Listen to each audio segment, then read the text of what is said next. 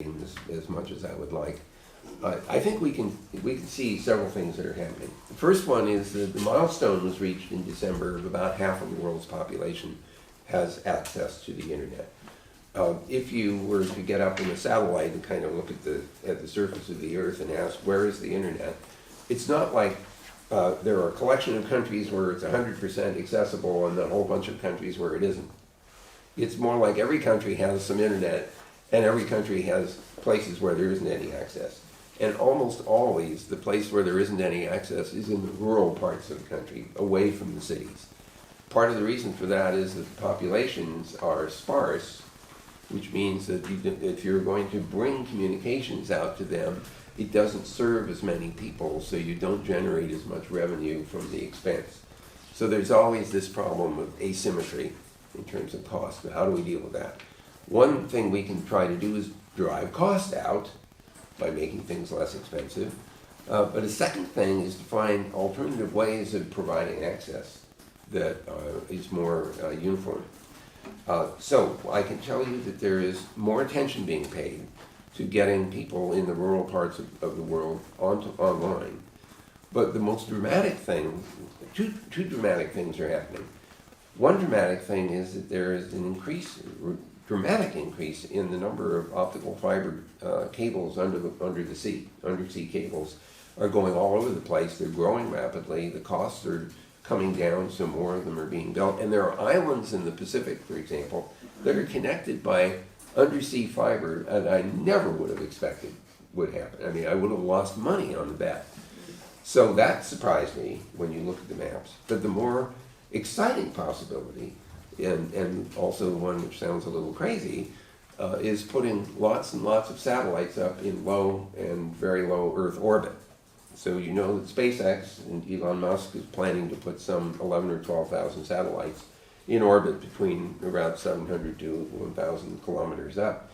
That's very close to the Earth, so the latencies are very small, and the data rates will be high because they're closer to Earth, and so they get more signal-to-noise ratio for the power that they have available.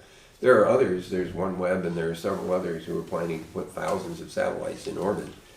If they succeed in doing this, and some of them are already up there, O3b has 12 satellites in equatorial orbit at 8,000 kilometers. I've talked to you about that in the past. The Musk plan, the Starlink system, has 60 satellites that have been launched already as a test.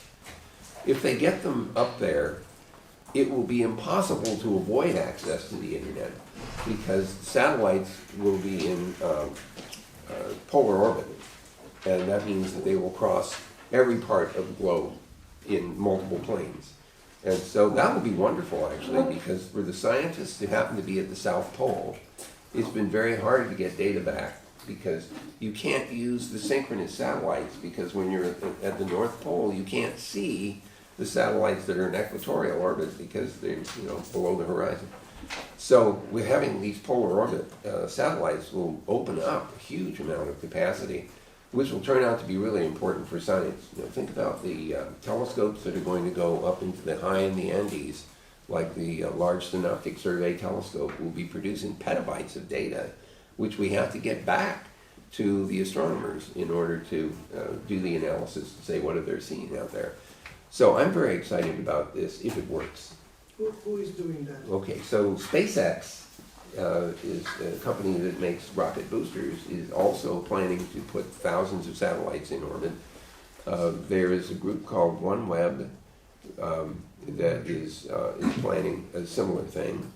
What did I just hear? I heard that Iridium is doing something with another group. Do you remember?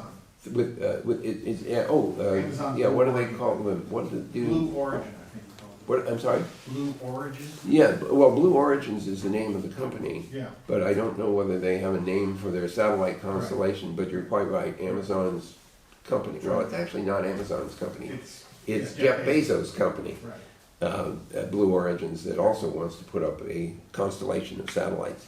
So now there is a downside to this. I mean, apart from not being able to escape access to the internet. The other downside is that the astronomers are starting to get worried about the amount of stuff up there that might interfere with optical telescopes, because you have streets where all the satellites are going, or the possibility of radio interference. So there's a lot of arm wrestling going on about the design of those systems. But I have to say, as Google's chief internet evangelist, whose primary desire is to get everybody online, I hope they succeed, because that solves my problem. Then I can retire and go off and do something else.